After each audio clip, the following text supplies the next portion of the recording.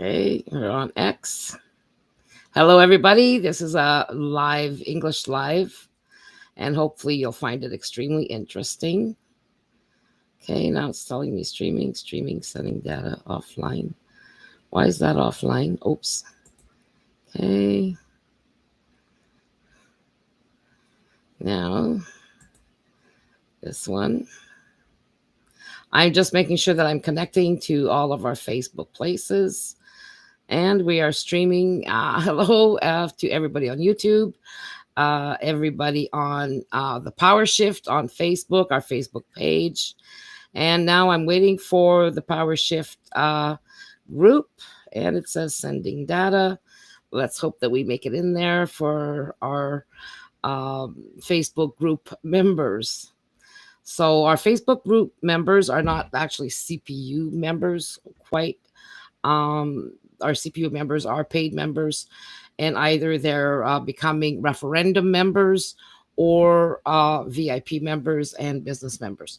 So anyways, you can go and see our website at thecpu.ca and hit the button join to be able to join the CPU, where in our CPU community under Mighty Networks, where the magic happens. And this is to make sure that we're not being interfered with. So we have our community there that we request everybody to join there, and that's where we mostly are, and that's where you can get a hold of me. So I'm not sure how many people are here right now, but Facebook is taking its sweet time in opening up. X is streaming, so hello everybody on X. So PowerShift Quebec is not opening up, so I'll have to fix that. And what else is missing here? Okay, as long as we're on the PowerShift, that's the main one. So anyways, save. So anyways, we've got some people in here. So I'm going to just open up the chat here. Salut l'Évangile. Oui, en anglais. OK. C'est en anglais parce qu'on a besoin de toutes les provinces. C'est pas juste le Québec seul qui va sauver le Canada. Alors, c'est pour ça qu'on fait toujours en anglais en premier. Après ça, je vais revenir plus tard, soit demain ou après-demain là, pour en français. So, hello, Janine. And so we're staying in English. And the reason why we need to be in English is because we need all of 10 provinces. And then tomorrow evening, or not tomorrow evening, because I've got a Zoom meeting with our CPU members, VIP members, and standard members, as well as business members, if they want to show up to our Zoom meeting. But it's going to be the last one for the year, and a very interesting one at that. So please don't miss it. And also the referendum members. Okay. So people who go to sign our referendum and become referendum community members, welcome. And hopefully you'll won't be too shy about asking questions tomorrow evening, but it should be very interesting. So anyways, I'll keep moving on here. And for those who, the reason why I want to speak with you tonight is because we need to organize, and we need to organize properly, and people need to understand what your power is. And what you're going to be seeing is exactly what the tools that the politicians have used against the people. And if you remember Occupy Wall Street, that was all pre-set up, okay? And usually they all are, okay? And they're built to tire out the people and to show them that eventually they won't be able to win. And people will be tired of picketing and doing all kinds of things and, protesting. And pretty much like we're at right now, okay, in Canada. And it's all done by design. And you'll meet a man that actually came to Canada in 67. And you'll be able to see the mentality. I'm going to show you two videos, and one with the Canadian students that brought him here, that the government of Canada paid for. And but this man worked with all kinds of people. So what we're going to show you is, first of all, they're going to explain his 13 it's radicals, rules for radicals. Okay. And Saul, actually, well, that was his first name. Anyways, wrote a book on this, and then he became to be very popular and unpopular, but very controversial man. But when you hear and you watch the videos and see what he's done, he even worked with the mob, and it was about working with poor people to bring them up, give them the tools to be able to fight back. And a lot of the elites didn't like that, but what they ended up using, the Obama used this, and so did Hillary Clinton. But they all use it against the people, so that we have to be smarter than them. And this is why the CPU is so important, because what we bring you, everything they talk about, everything that's needed, protesting, all of these things, we don't need that with the CPU. Our solution is an actual solution that will wipe everything out. It has that possibility if the people support us through memberships and financially to get this done.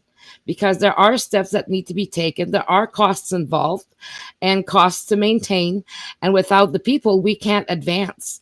And that's why I had given the date of closing the CPU by December 30th, because people need to make up their minds. So far, we're getting a lot of people saying, yes, stay open.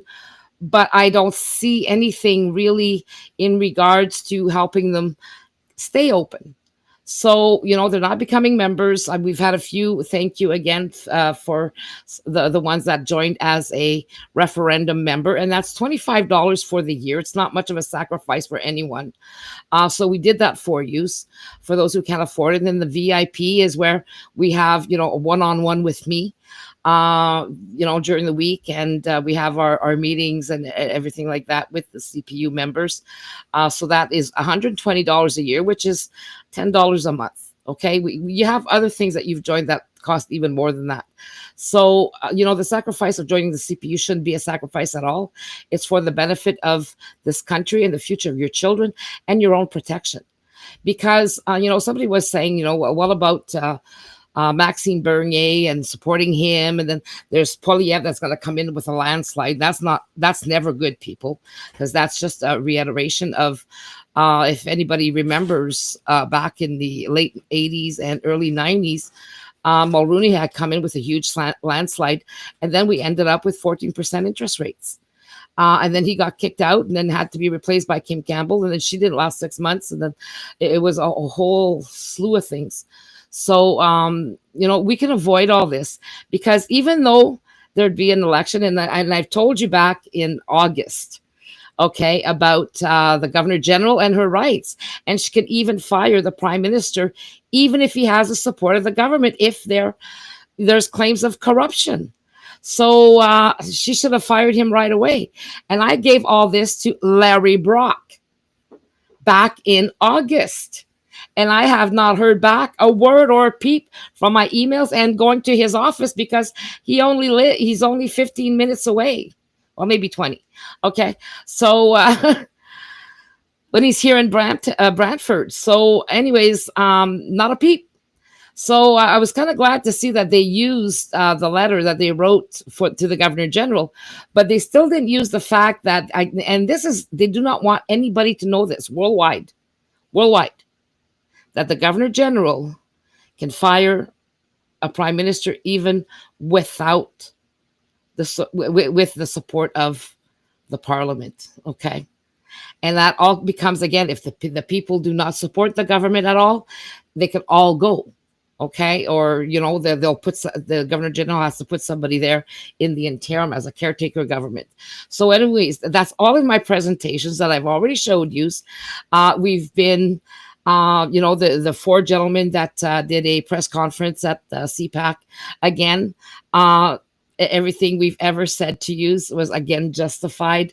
So, you should be very comfortable with the knowledge that, yes, the CPU has a solution, it's a viable solution, and it's the law. And you don't have to go through protests and do all kinds of things. You do it from the benefit of your home. You go online and you sign your referendum. Before, we had the Convention of Consent.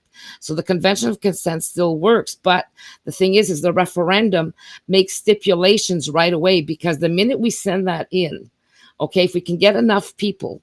So my big problem was, okay, well, we need funds, yes, to keep going. Otherwise, we can't keep the lights on. Okay, that's plain and simple. If we don't get any members, there's no use for us to keep this going. For people who are not even interested in our solution, might as well close it down. And again, that's why we were giving the date. If we don't see a change in memberships, a big enough change to be able to keep the lights on and going, nobody here gets paid. Everything's used for what we do. So, and to bring you the information and whatnot. So we need your support there. So we want people to become members, but we need the members behind us to be able to prove that we have the support. It's not just signatures, okay? So we need the people to stand with their signatures with us. And that's what matters right now. And if we don't have that by December 30th, we're going to have to close our doors. So, it's nice to say, yes, keep going, but you need to do a little bit more. You too need to sacrifice.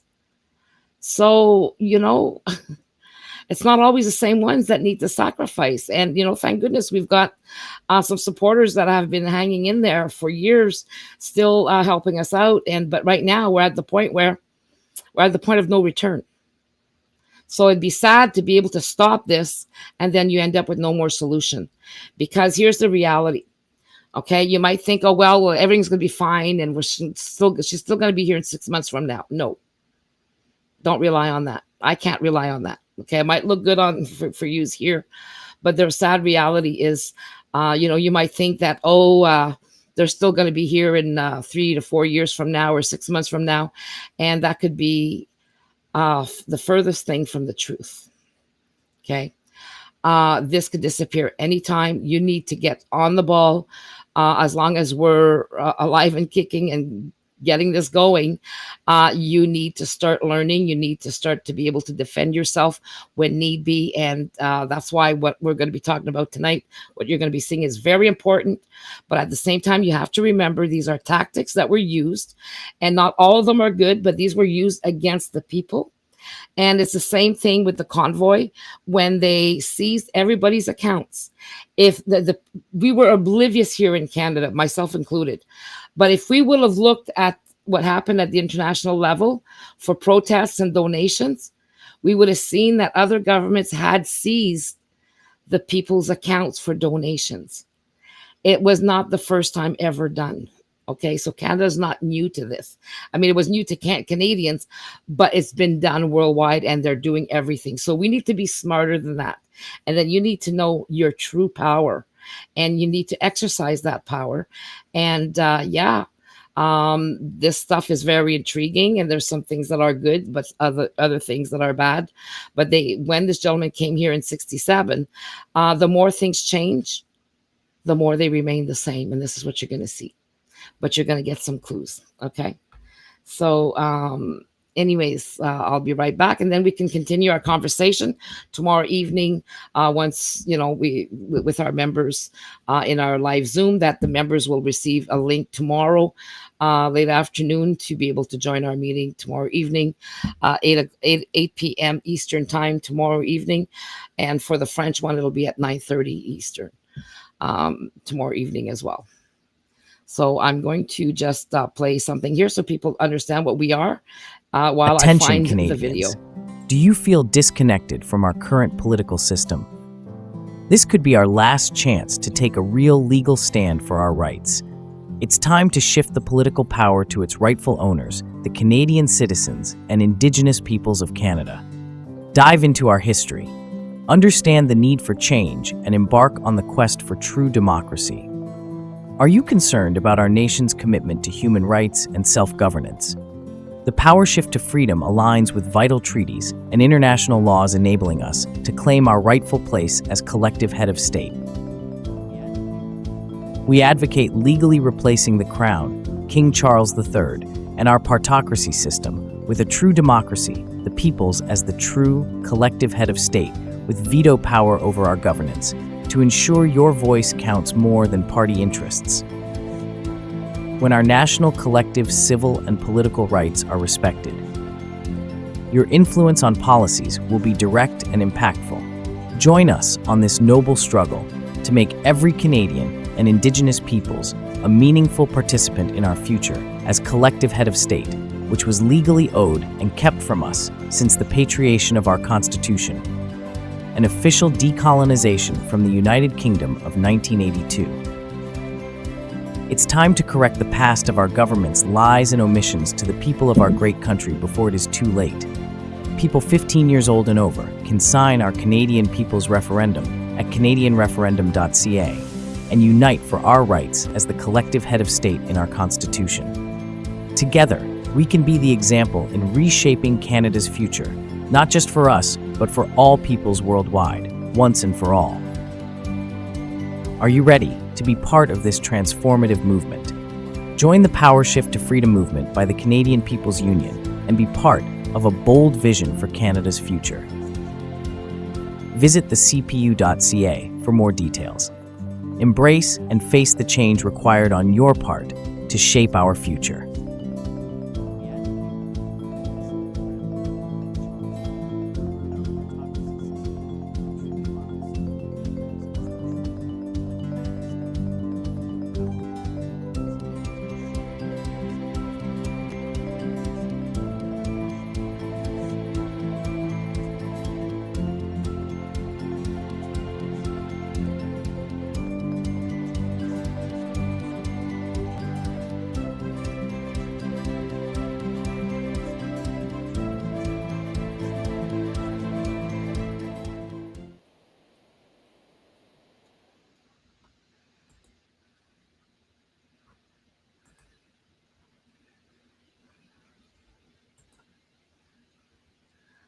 Okay. Got to see here where I'm at. And oh, there we go. So the next video you're going to see, it's two gentlemen speaking about Saul and what he's done and about, the 13 rules for radicals. But anyways, hopefully you'll enjoy it. And then you're going to see Saul at work himself and his little time in Canada. And you'll see the mentality and the friction between his way and the Canadian way, okay? How we've been indoctrinated on how we act. So a big impression was made on me anyways with, the way he is. I don't approve of everything he said, but there's some things that are good and some that are bad, and I would not touch. But at the same time, this is what the government is using against us.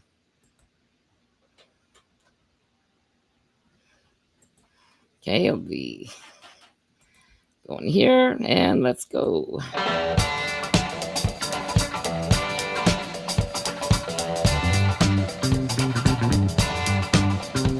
Welcome, I'm John Caldera, president of the Independence Institute and your devil's advocate. A little later about intellectual diversity, but not in Boulder. No. But first, you know him, you love him, you read him in the Gazette. Wayne Laugesen, thanks for being here. Hey, thanks for having me. All right, so It's fun. usually I ask you to come on so that we could talk about the goings-on here, now, Colorado. No. You did a piece for the Washington Examiner that is just dead on. And it's about Saul Alinsky. And I'm amazed how many people just don't know who Saul Alinsky is. And so you can read this free online at the Gazette as well. Sure. I believe. But you should buy a subscription to this magazine. Of course, because it has you in it. This is a great national magazine, and it's worth subscribing to. It's reinventing magazine journalism, and it's phenomenal. Yeah, I look for a centerfold. Nothing. Hey, Hillary's in there. Yeah, Find the Hillary picture. Yeah, this fold out of Rupert Murdoch just doesn't do it for me the way you thought. All right, first of all, we hear about Saul Alinsky, we hear about rules for radicals. Mm-hmm. This has been a playbook for the progressive left for the last 40, nearly 50 years. And it is amazing. And I'm still amazed how few people, particularly on the libertarian or limited government side, even understand how powerful this is. Who was Saul Alinsky? Well, Saul Alinsky was a community organizer back in the 40s, 50s, 60s, and 70s. He died in 1972. Give me a definition. What community organizer? What does that mean? He was a left. He worked with unions. He worked with the Catholic Church. He worked with neighborhood organizations, and what he taught them to do was not win through the processes that we know and love in this country, where we try to pass laws, we try to win hearts and minds, we try to convince people that this idea is better than that idea. He had no interest in that. This was about winning, and winning at all costs, and the ends justify the means, regardless of whatever those ends happen to be. Now, for him, he was an avowed leftist. He was a Marxist, and so a lot of his followers are Marxists as well, leftists. And so he would work with unions. He worked with all sorts of unions, and he worked with the mob. In fact, he worked with Al Capone's mob, and made no apologies for it. But what really gets me about Saul Alinsky is his ability to think ahead. That so often politics is who's going to win the next election, right? And for him it was about, wait a second, if we can own the levers of power, if we can get inside the machinery of government, machinery of elections, we can win. And for him, and I've heard Ted Trimpa say this on this very program, problem with the Republicans, they want to be right, they don't want to win. Right. Translation, we will do what it takes to win. Saul Alinsky said it takes time, it takes money, and he taught the hippies, shave the beard, cut your hair, put on a suit, and get inside the machinery of the establishment, and we can destroy Sounds a lot like Ward Churchill teaching a class at the University of Colorado, doesn't it? It does. He had the same advice. He says, you don't want to look like me, an Indian, as he was claiming to be at the time, with long hair and sunglasses. You want to walk in to downtown Seattle, I think he said, well-groomed, wearing a suit and a tie, carrying a briefcase, and then blow the place up. Yeah. So keep the bomb in the briefcase. Yeah. So Rules for Radicals was his masterpiece, Saul Alinsky's masterpiece. Right. What exactly was that? It was the playbook, and it's a very short, simple read of how to win at any cost. And it didn't talk a lot about winning elections or winning through the process. It was really go after people, go after your enemies, go after anyone who's... It was the politics of personal destruction. Politics of personal destruction. So pick the target, freeze it, isolate it, and somehow damage it. Well, okay. So we see that you can see this on stage today. You have Maxine Waters saying to her followers, she's talking through a megaphone saying, if you see one of these people, and she's talking about somebody who works for the Trump administration, in a restaurant or in a public space of any time, you get in their face, you surround them, you tell them they're not welcome here. And they followed her advice. Throw away every principle that good liberals, the liberals who would say the ends don't justify the means. I disagree with what you say, but I defend to my death your right to say. Right. These are Throw not that liberals. out there. These are not liberals. These are progressives. These are leftists. And by the way, the same rules could apply I like for the right. liberals. I am liberal. I think I would call myself easily a classical liberal, but I'm a contemporary conservative, but I like liberals. There are a lot of great liberals out there, and they work with conservatives. They play nicely. We play nicely together. These are leftists. These are militant, fists in the air leftists, and the universities are churning them out like widgets. All right, let's go over a few of his rules. He had 12, actually 13, but let's go for 13, which was pick a target, freeze it, and basically destroy it. Right. And that you see the triangulation, particularly on personalities, of somebody does one thing and it's the end of their career. And the idea of a hate crime is that if I burn a cross in somebody's house, it's not just a crime to that person that I'm trying to scare in the house, but it's a crime because I'm intimidating everybody like that person, right. Everybody who shares the religious belief or the skin color of that person. So I'm hurting a whole group. When the left looks at one politician and destroys him, yeah, it destroys that person, but it also sends a message to everybody else. Look what they did to the liberal Tom Brokaw the other day for suggesting that it's probably good for an immigrant in this country to assimilate. Now that is a value that the right and the left have shared for generations. That coming here and learning the language and learning the way things are done here helps you advance in this society. He got blown up for that by the left. They personally tried to destroy him to the point that he apologized for saying something perfectly reasonable. Well, and the Twitterverse is made for this. In Colorado, there are people who are paid to be trolls. Right. And to attack people and drive them nuts. They're ankle biters. And I've got a lot of them biting my ankle. And I love it because I'm not running for office. What do I care? What do you have to lose? What do I care? I can't get a date anyway. What do I care? So the destruction is huge. There was another rule that basically said, hold them to their own standards. I'm paraphrasing. Mm-hmm. If a politician says, you know what, I answer every letter that's written to me. Yeah. Well, a good political warrior goes, I'm activating everybody we have to send him nasty letters, so all he does all day is write letters back and hold him to his own standards. And wait until he trips up and doesn't, and misses one. And misses one. And then you're going to destroy him over that. And so it's very much the politics of personal destruction. You see it in the news all the time. And I think the people who are doing this today, especially a lot of the young people, they don't even know about Saul Alinsky. They don't know, they haven't read this book. I like to say it's in the water. The NEA has embraced this, okay? The NEA has advocated teaching this in schools. Catholic universities are teaching this at the behest of left-leaning professors who think it's wonderful. I talked to a lot of people in academia for this article, and it's amazing how approving they are of this and how they think that it's they think this is academic. They think this is intellectual stuff. They think it's intellectually honest, and they also see it as now part of the proper process of the battle of ideas. Right. Going back to classic liberalism, Milt Friedman despised that the left got the name liberal because he's a liberal. He's you and I a liberal. are liberal. We are classic liberals. Yeah. And we're classic liberals because we like the old Star Trek with Kirk and Spock rather than any of the new crap. So the idea now is that is appropriate fodder for the give and take in the political system. This personality of destruction, the anger, the whole ugliness of it. And they wonder where Trump came from.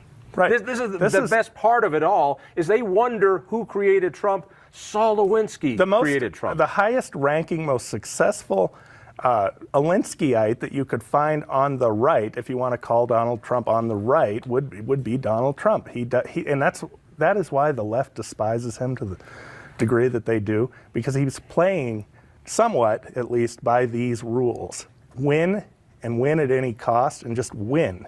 It's not the old style that what you would think that the academic community would embrace is exchange of ideas and winning on ideas by defending them. I run a think tank. Right. We want to put out good ideas. Right. Good ideas don't count. Destroying people. All right, let's go through a few of these. You should become an action tank, and you could put together all sorts of little operations. Operations. I'll do that. All right. Let's go backwards a little bit. The price of a successful attack is a constructive alternative. What does that mean? I'm not really sure what that means, but the idea is we're attacking, and we're going to have, and if only we socialize this, then we've got it. The one I love. Yeah. That's a good way to put it. Yeah, I love this one. A good tactic is one your people enjoy. Right. Now, if you want to talk about something the Independence Institute does well, no one has more fun fighting for freedom than we do, but it's true. The revolution is unsustainable if it's hard work. He did make it fun, and one of his first big stunts was called I won't say the word, but it rhymes with sit-in the restrooms at Chicago's O'Hare Airport, and that was to clog up the restrooms and make people uncomfortable and to get their attention by making, people get off a plane and they can't use the restrooms.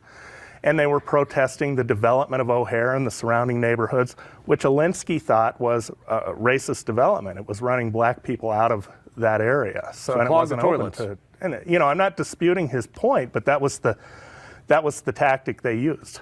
And the people who did it enjoyed it. That was a fun form of protest for the people who went along with it. This is one that every late night talk show host understands, that Comedy Central has down. It is inculcated. Ridicule is a man's most potent weapon, which feeds into the whole politics of personal destruction. We ridicule them. Nobody wants to be embarrassed. It's a small portion of the population, and I think I could include you in that small portion of the population who really don't give a darn. On that. Yeah. Yeah. But a lot of people, the minute they get ridiculed, they're freaking out. This is embarrassing, and they're humiliated, and they will do anything to get out from under it. They will change their behavior, and they will apologize. We see it all the time. Especially when you pick on the school board member, the guy who's just trying to do good, and all of a sudden he's lampooned. It's difficult. Never go outside the expertise of your people. Power is not only what you have, but what the enemy thinks you have. That's just good Sun Tzu right there. Right, that's right. That's art of war stuff all the way. It really is. And it works. A tactic that drags on too long becomes a drag. Keep the pressure on. The threat is usually... So wear down. Wear them down. Yeah. Wear them down. Yeah. The threat is usually more terrifying than the thing itself. Boy, ain't that the truth. Right. And the major premise for tactics is the development of operations that will maintain a constant pressure upon the opposition. It's about building capacities that do nothing but push. They're not trying to get victory. They build a capacity. That's what the left has done in Colorado with its myriad of organizations and groups that are there to just constantly bark until you think that's actually reality. Right. Yeah, we've seen it since the what do they call it, the Colorado Master Plan, where billionaires and centimillionaires put their money together and really made a lot of progress quickly. I'm not saying they did it entirely on these Alinsky sort of art of war tactics, but they used some of them. So left, right, middle, this is an article worth reading. Wayne Loggeson, thank you so much. You can get it at, what is this awful thing? Washington Examiner. Washington, terrific great magazine. new magazine. Check it out. Get it. Wayne, thank you. Stay tuned.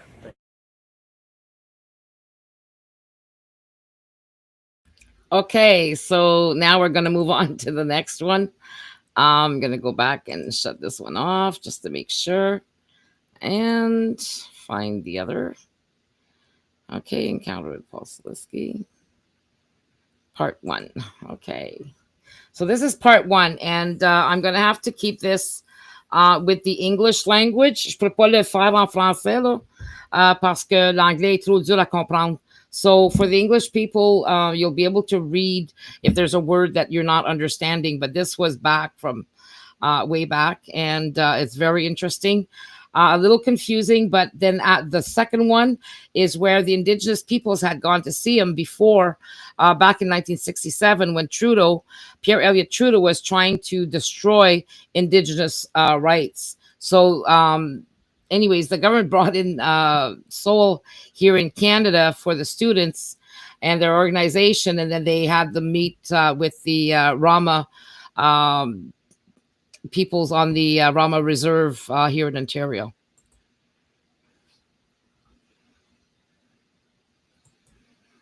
So this was paid by the National Film Board of Canada. Oh, hang on 1 second. Jeez. Okay. Still there. Okay, 1 second. We're going to redo this.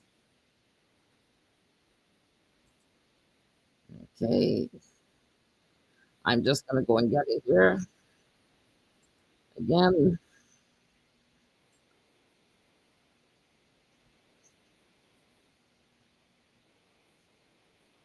Okay, hang on there, people. Okay. There we go. Be good and be what they want. The establishment's reactions or actions immediately induces a reaction in the community where they start organizing to bring me in. You see? The fact that they have that they buy a good deal of the mythology that this guy is sort of a demigod or a Superman and always wins his fights, etc., is extremely important too, because remember, here's a people that are starting believing that there isn't anything they can do about anything.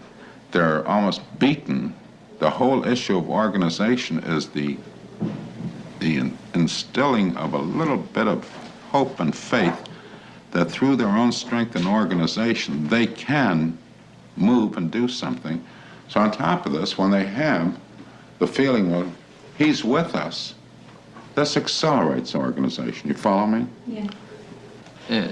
As members of the company, we're paid a very minimal wage, and I gather your fees are somewhat other than minimal. How do you feel about this poverty type of wages being paid to people? Do you think there's any use in that? No, I don't. I think that's just a reverse public relations jazz that isn't kidding anybody. If I've got good organizers, I've got to pay them well.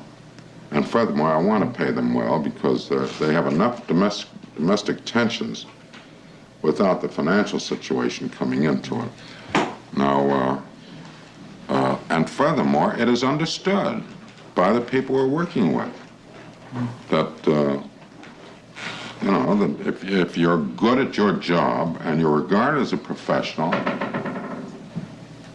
this question doesn't come up. Yeah. The two very basic differences between what you're doing and what all of us are doing in our own areas. First of all is that we're a lot younger than you are. And that there isn't in this country a real tradition of organizing of any kind. Well, no, there was a time when I was about your age. Yeah. And I was into this work then. And that when you talk about going in and strength and using your myth, some of us have been invited into communities. What happens to us when the press comes in and various things like that is something quite different than what happens to you, because our myth doesn't exist. That, in fact, the people in the community believe the press and believe those people in the community whom they have tendency to distrust in other situations when they call us all the things that they call us, partly because of the fact that we're students.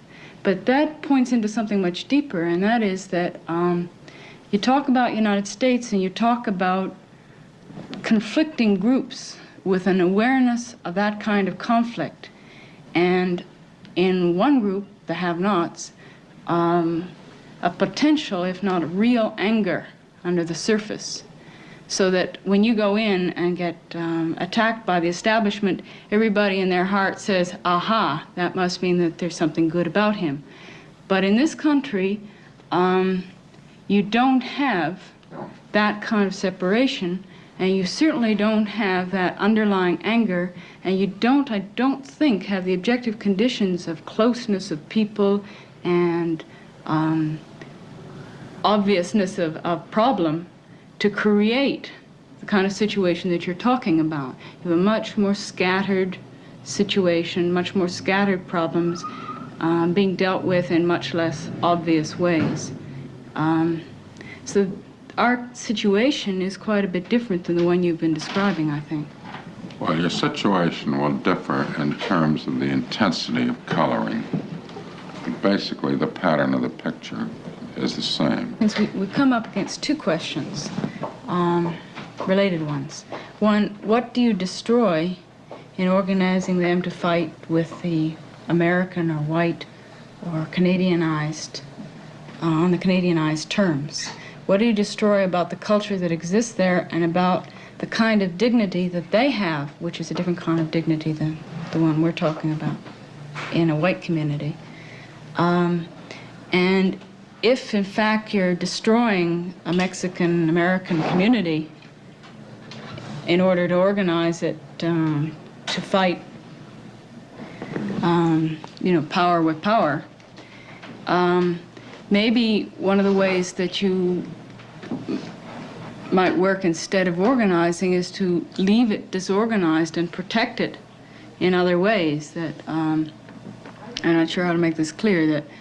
That you may find that in order to get flush toilets in a community, you destroy something worth to the people there a great deal more than flush toilets.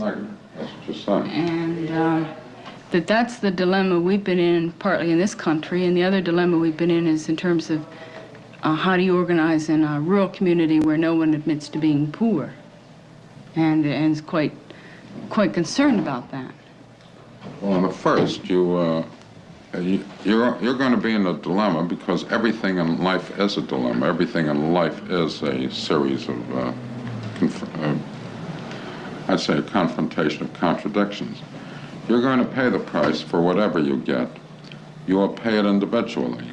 You've commented many times, at least in your written material, about the fact that the process by which change takes place is almost equally as important as the change itself. That, for instance, people getting things by their own efforts is much better than people, being given something.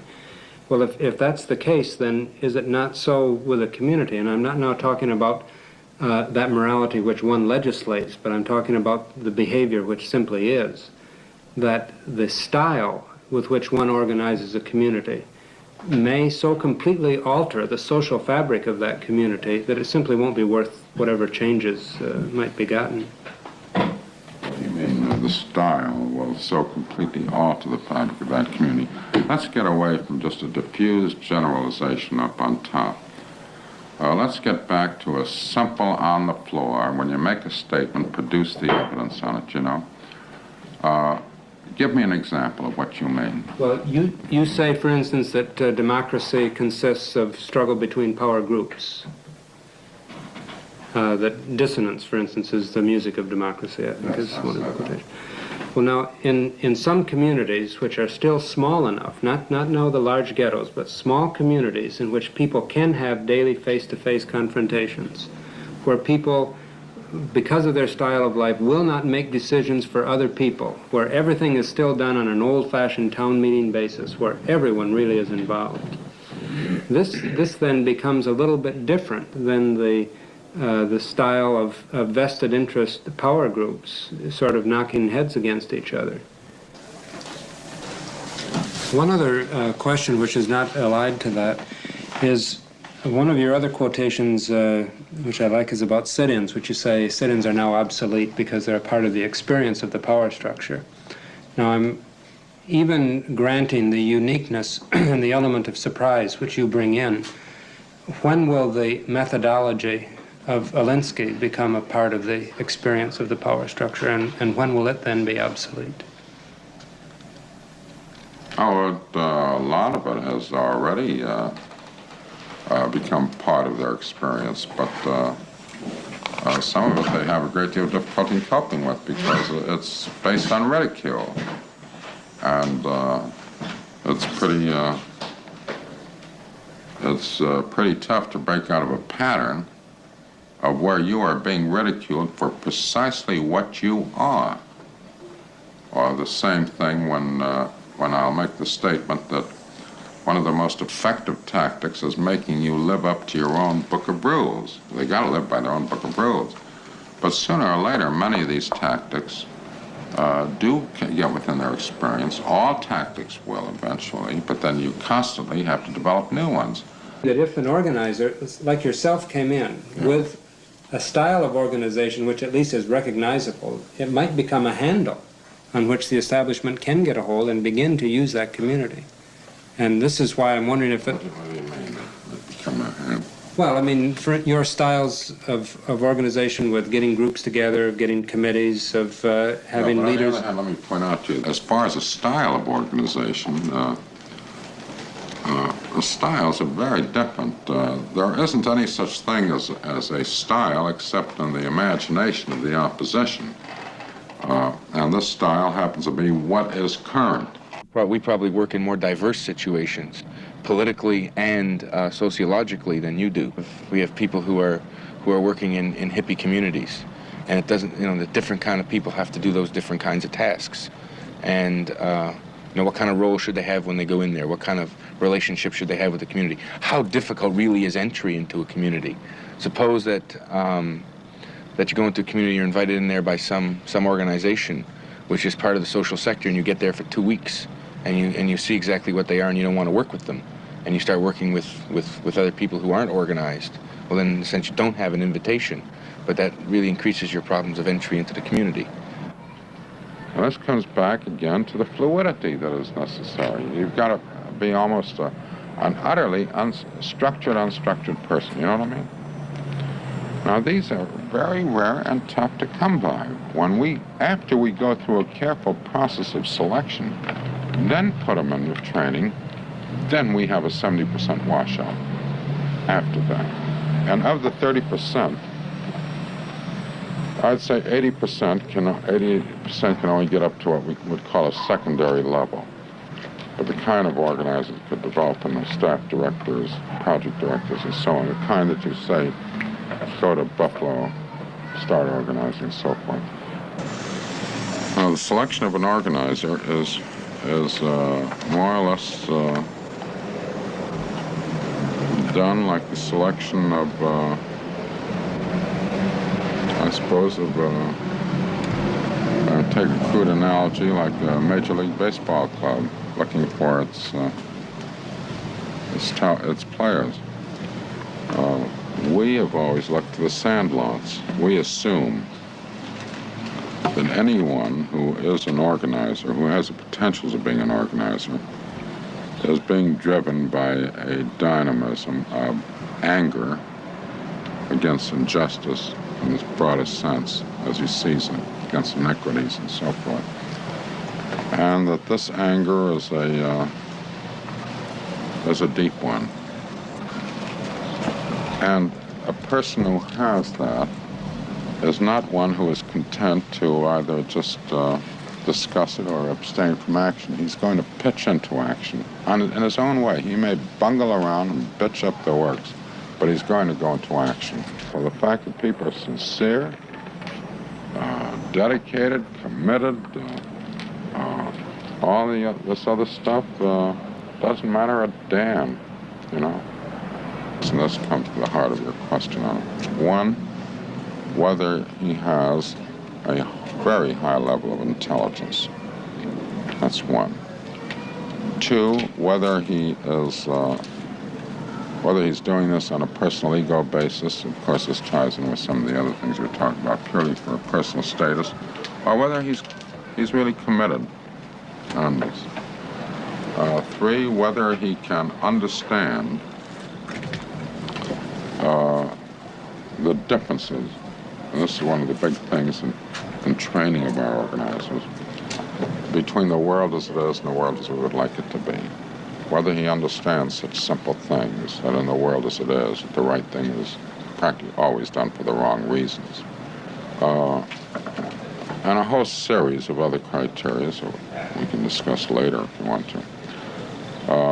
He has got to be able to grasp universality so that he has a pattern. Because when I say a pattern and certain goals, because you're quite right, there is nothing that is more killing in terms of the sheer monotony and boredom and lack of drama than day-to-day organization. And much more organization is done by your ears than by your tongue. And you always have to have that goal up ahead, as well as that driving anger, to know why you're organizing and that this seemingly dull, monotonous day and tomorrow's monotony and the day after tomorrow's monotony are part of something very dramatic for the future. Almost you might call it having a vision, so to speak. But it's that anger that keeps them moving on it. He has got to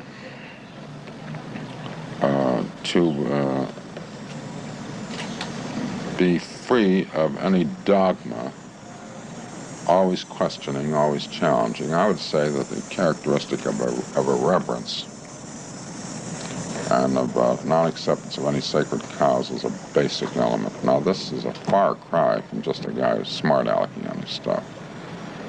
Let me suggest, too, that the actual training has to be done in the field of action.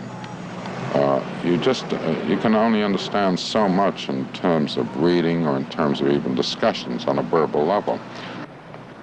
The whole teaching program is a very, very subtle and complex operation and highly individualized.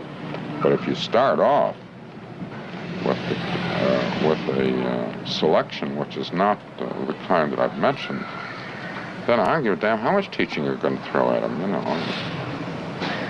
You're just not going to be able to train organizers. A good many of the things that I think sometimes you call them universalities, but I'm wondering if sometimes they aren't assumptions, on which you base your activity, you get into a situation where you have almost self-fulfilling prophecy. Let me give you an example. One assumption that you make is that change only happens as a result of threat. This being so, you then organize yourself in terms of... Or controversy, but you then organize yourself in terms of one power group against another power group. The stronger, the better, and you win a battle, more or less. And in fact, you speak in almost military war terms. Well, this is all based on the fact that a threat is necessary, and without this, you wouldn't have this self-fulfilling prophecy. You tell me anything that ever came out in the story of man that was not in response to a threat. Well, I'm not as familiar with the story of man as I am with my own life, and I know that, changes that have taken place in my life, and I'm sure changes in yours, have not always been on the basis of threat, but sometimes it's on the basis of just common sense, or just reason, or just desire, without any threat being involved. Well, I don't know your life. Let's assume, just for the sake of your own discussion, that this may be so. And there are exceptions to every rule. In the world as it is, that your evaluation on a course of action, or even on values itself, is always on the basis of alternatives, not as you would like to have it done. But if you don't do this, what are your alternatives? That in the world as it is, that response always comes, in response to a threat. Now, when I say threat, I don't mean threat of physical violence. Could be a threat of physical violence, but generally a threat of a rearrangement of a power pattern whereby they're going to have to give up more if they don't give up something at this point. And that conception I have of the world is sort of as mankind sort of going up a mountain. And there's a certain summit that he's struggling for. And on that summit, by the time he gets up there, he's got to go over all kinds of obstacles on war and prejudice and famine, unemployment, all the things we regard as evil. And finally he's going to make it up there, I think. I know he's come a hell of a long way, because even with the gas ovens and everything else, when you look back, we've come a long, long way.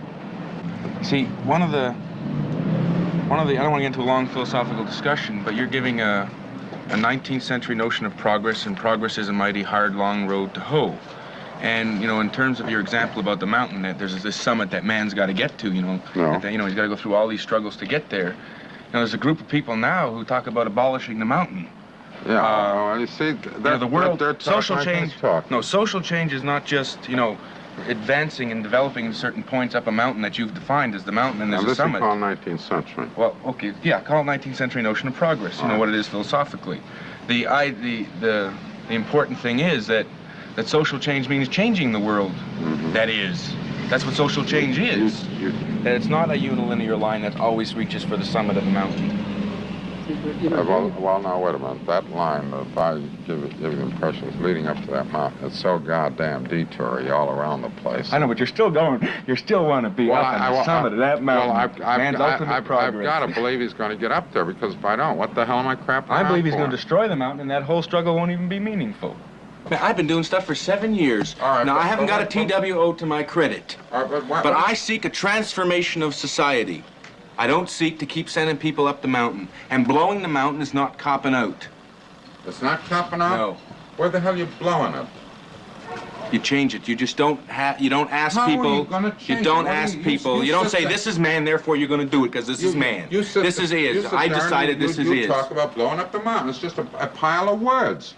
Well, going up it is just the same pile of words. The hell it is. It isn't, huh? No, it isn't. You're organizing the poor for what? To participate in these decadent, decayed, degenerate, bourgeois values. Well, when I talk to the poor, When they ask me to work with them, you know what they want? They want a bigger, fatter piece of these decadent, degenerate bourgeois values. All right, this may be wrong, but this is the way. Of course they want that. That's what the media's taught them to want. That's what the whole socialization process is about. Of course. All right, you want to go organize them on other values that you have decided are better values for them? I think there's someone here who works with a group of people who are operating on different values. You mean the hippies? The hippies are the first ones who try and live in a new value system.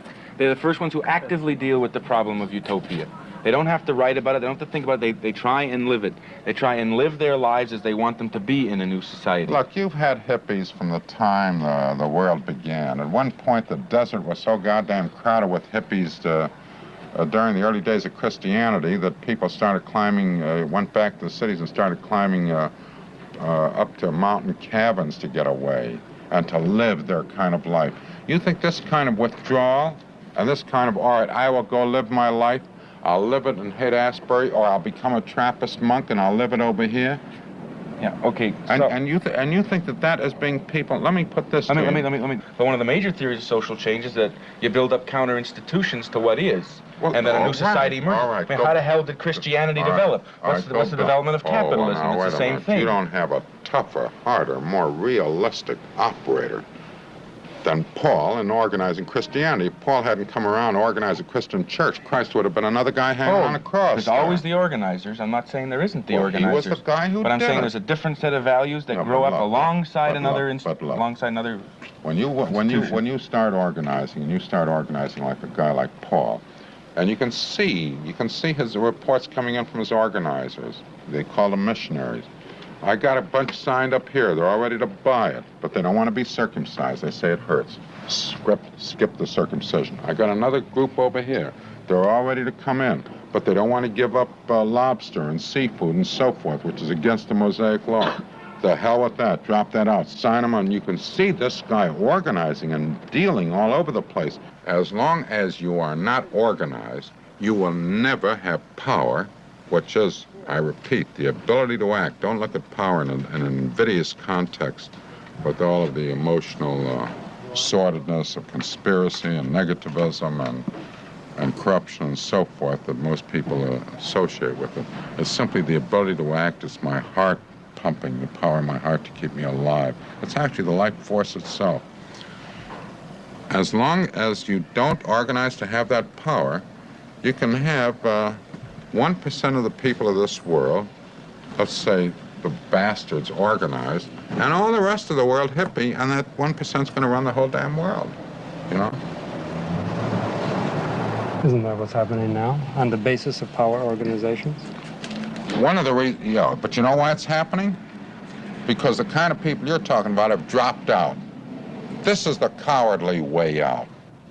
As far as I'm concerned, if there is such a thing as a judgment day, which I seriously doubt, because if there is, Jesus, your first question to St. Peter is not, don't ask me how I've been behaving, you know, what happened to your marbles, really, in terms of the world, what's happening down there. But if there is one, and a guy who has his marbles, and a Trappist comes up there, or a hippie, and he says, what the hell have you been doing all your life? He says, well, I've been living up to my values. Well, what have you been doing as far as other people are concerned? All the suffering here and this and so forth. Well, I've been setting an example, or, you know, I don't want to fight the mountain. I don't want to climb it. I want to blow it or something. Oh, for Christ's sake, what kind of a character have you got here? There are ways of running away. There are ways of running away, and running away means you're running away from the real world.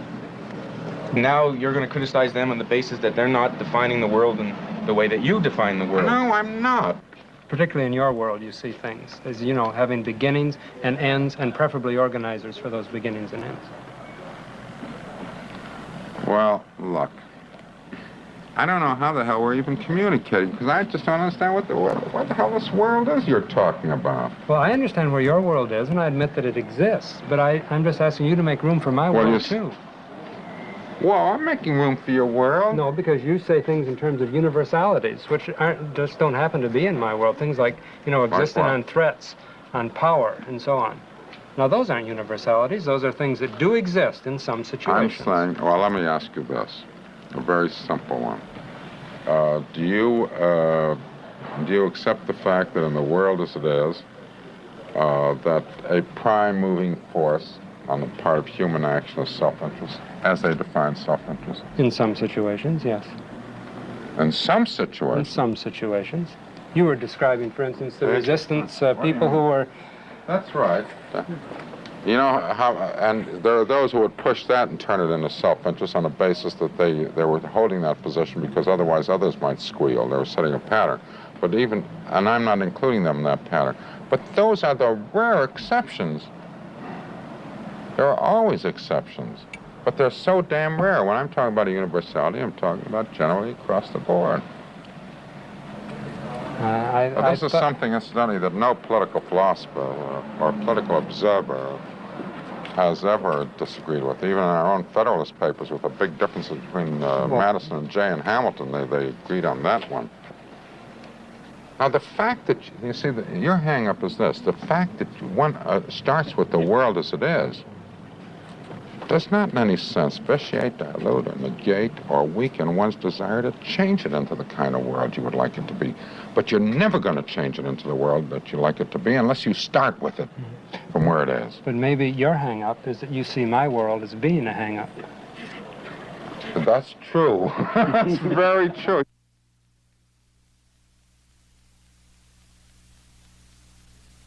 Okay, now we'll move on to the next. I'll just change this here, stop screen sharing, and then do the other one. Okay. Everything takes its time. Okay, not responding. Oops. Okay, so let's see part 2. This one here, you can see that it gets a little rough.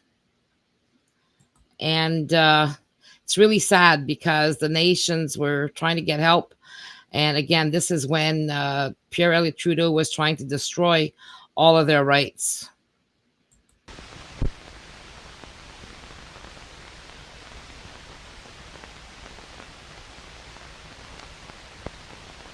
There we go.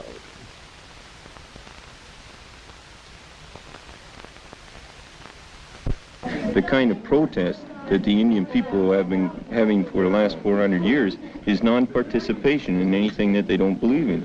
And to try and get them to participate in the usual manner, using usual organizational procedures and that's been proven in other places, just doesn't seem to work, because we've had some experience up here with that. There's no such thing as usual patterns. Every pattern is just cut to fit the particular situation you've got. There are certain common things, and these are the things that I'm looking for, the common denominator. One thing being that people must want something. And if they don't want it, then you induce the appetite for it. You can't very well want strawberry shortcake if you've never eaten strawberry shortcake, you know. You at least get the flavor and the taste around. And also you start pointing out that other people have so much strawberry shortcake that they throw out half, but you don't even have any. You know? I mean, you start agitating. That's what's meant by it. But so far I'm trying to find out what you want. Well, because when you give me this business autonomy, I suppose. Autonomy in which way? In determining their own life. Haven't you got it? No, we don't.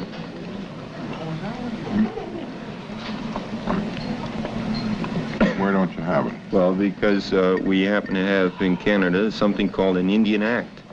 And that Indian Act determines the kind of roles that we play in Canadian society.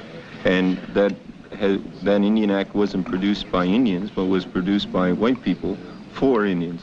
Now, under the assumption that Indians were a dying race and that sooner or later there would be no more Indians, so as a protection to them, they developed this act. But now we have a situation in Canada where Indians per capita are the fastest growing group of people in Canada. And the Indian Act now is meaningless to them in terms of what our own future has for us as a people in Canada. And the kind of role that we wish to play in Canada as being determined by something that was produced 100 years ago. And so if you ask what the Indian wants, he wants a change in the Indian Act. But the usual methods that are used to get things changed. Do Indians generally on reserve know what the Indian Act is? Well, let's say they know what effect the Indian Act has on their lives, but they don't in generally know all the language of the Indian Act. And they know the effect? Why, sure, because they live under the effects of the Indian Act. It affects their whole lives. The Indian agent is not much different than the warden in a prison. The Indian agent runs and controls their lives on the Indian reservation. And he is given his rules of conduct by a bureaucracy called Indian Affairs, who get their rules of conduct from legislation called the Indian Act. Now, it takes the Canadian people to change an act in Parliament because we have no Indians in Parliament. It's all white people in Parliament. So we have to convince white people to do things for us, and this is where we get balled up, because it's very difficult to convince the white people to make these changes. Well, it's very difficult to convince anybody. As a matter of fact, I don't know historically. When any people have done that, you're asking us to go do something for you. Why the hell should we? You want it bad enough? Why don't you go organize and go fight for it yourself? Then you want to come along and ask us to help you. That's another situation. But while you're sitting on your creative rear end over there fishing and expecting us to go ahead and carry the ball for you, this just doesn't add up. Well, I what think you're saying is that interpreted what I said. But you know what I mean. You know what I mean. With all the difficulties that you're having, from what you've described as the political pattern there, you've got to set the model yourselves first. All that I'm asking is that asking too much is that if this means so much to the people on the reserves, why don't they organize at least around that one issue and start a campaign on that to repeal that act? Now, once you've got that in motion, then you come to the next stage of where you come to these white liberal groups and the others and say, support us on this. Then you go into newspapers and say this.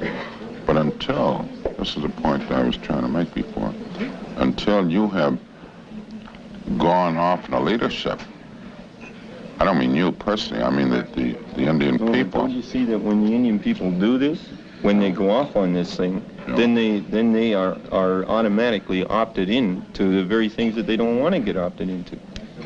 In other words, once you take on the trappings of the white man, you become a white man, and they want to retain themselves as Indians, but have the opportunity to be mobile within the country in which is their birthplace. You're telling me you don't want to get down into the white gutter because you might get some of the crap on you. Right. Well, you're going to have to. Well, you're not going to sit off there in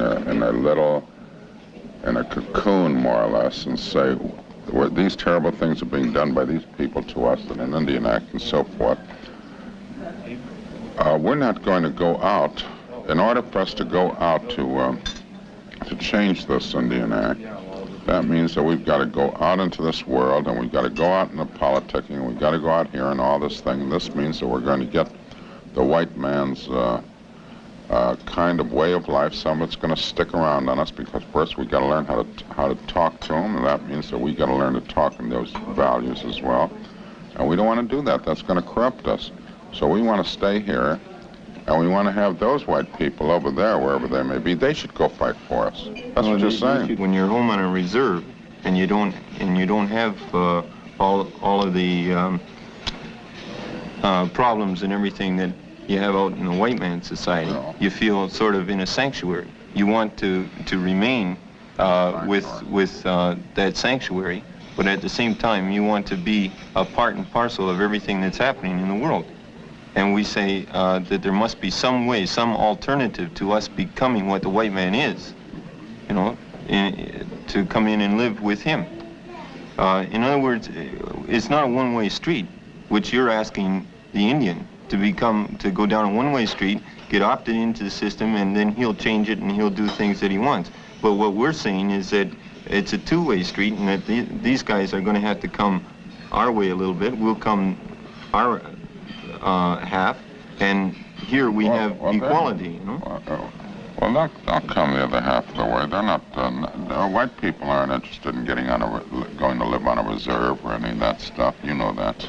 Well, would you live on a reserve as you see the reserves now? I wouldn't live on any reserve, a Caucasian reserve, a Jewish reserve, or anything else. But that's the way I'm constituted. Well, this is, you see, the point we're getting at is that these people have a choice. There is no fence around the reserve. There is no physical barriers in the reserve. All these things, they can walk out of the reserve any damn time they want, any day. But for some reason they don't. They live there and stay there. Are they stupid? Are they lazy? No, I don't think. Well, then this is the point. You see, they must. Been excited. I don't think they've been.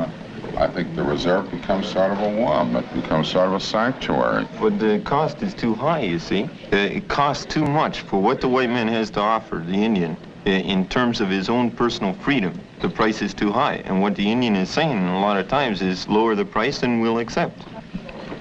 You're saying that people have to come out of this. There's no choice. People have to take the crap of what's there. Very bluntly, I think that the world has changed and is changing by the minute that there is no place left to hide. You've got to be a part of the world. Yeah, but can you not change this part of the world?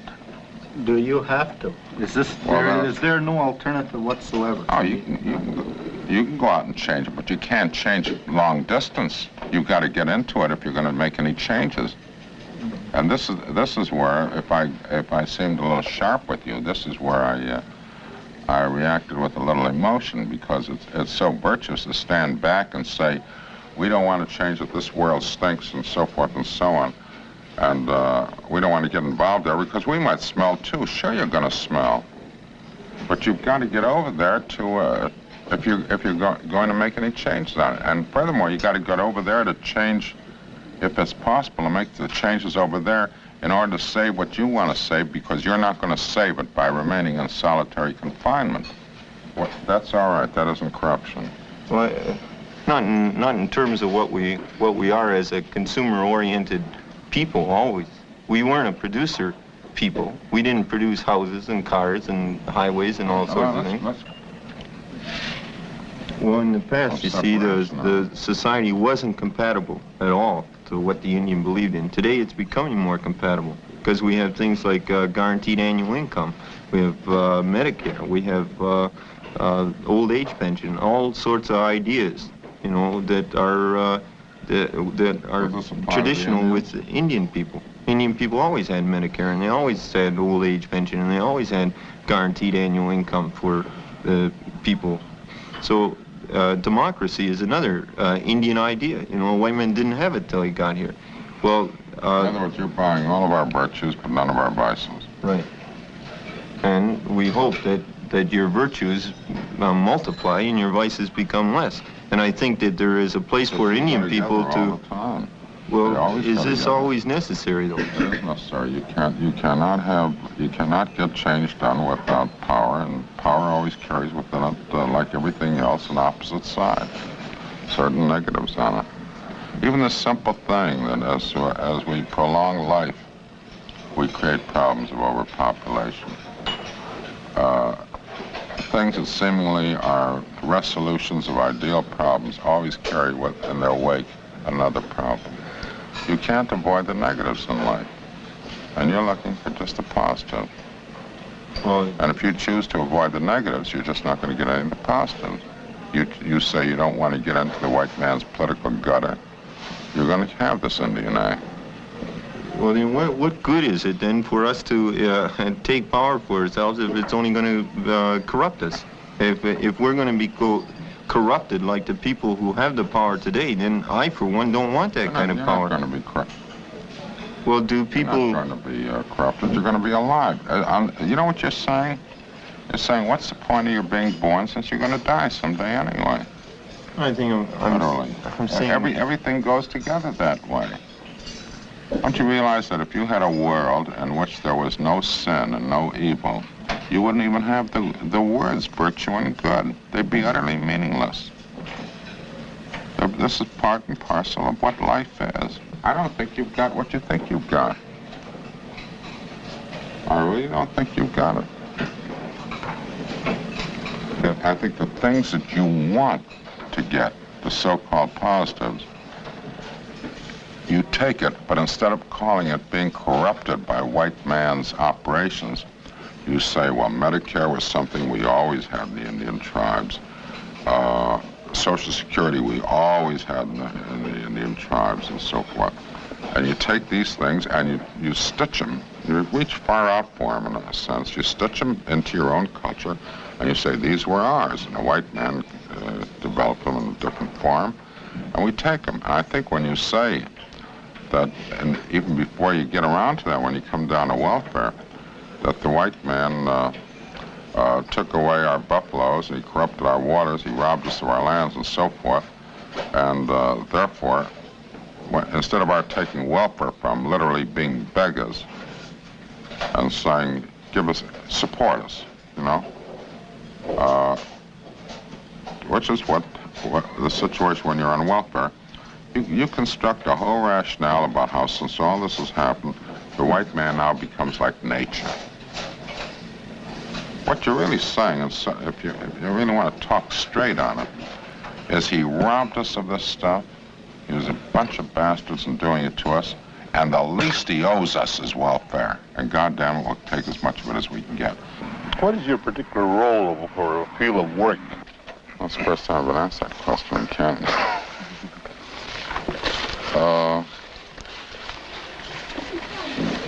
Going to communities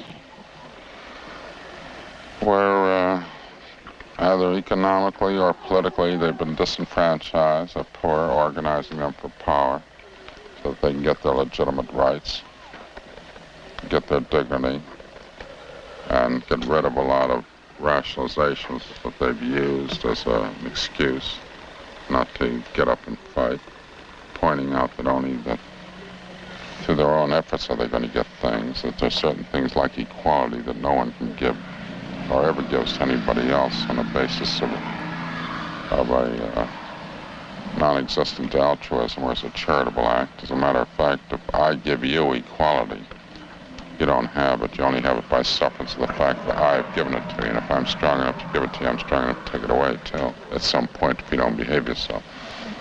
You get equality when you have the strength to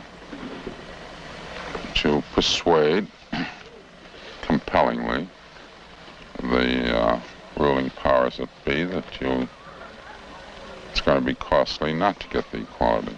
It'll be more costly to them than to withhold it than to agree to it. In that situation, you get it. This has been my function for 20, 25 years through the United States. It's very widely known. And that's all. I'm up here. Film board's doing a movie on the work that we're doing in terms of its ideas, its record. And they schedule this meeting here. So when you speak in those terms, it sounds quite complicated. Nothing complicated about it. It's universal for everything from the Eskimos to the people living in Antarctica. Now, are you speaking of the basic needs of people as people, or basic needs of the society? In the first place, I don't consider myself or anybody else to be a spokesman for people in terms of their needs, what they want. They're the ones who decide what they want. In the case of our discussion, one of the things when I kept pushing you for something specific was to get rid of the Indian Act. If this is so, and you find out if you're working with a whole group of people, what you call a band here, this is what they want, then on this particular thing, as a professional organizer, the first thing you say is, if this is a number one issue, just assuming for the sake of discussion, that this is their decision. This is a number one issue. Well, obviously, this is a national act. Now, therefore, if you start organizing, say, on the basis of an issue in a band of 300, 400 people on some reserve on the issue of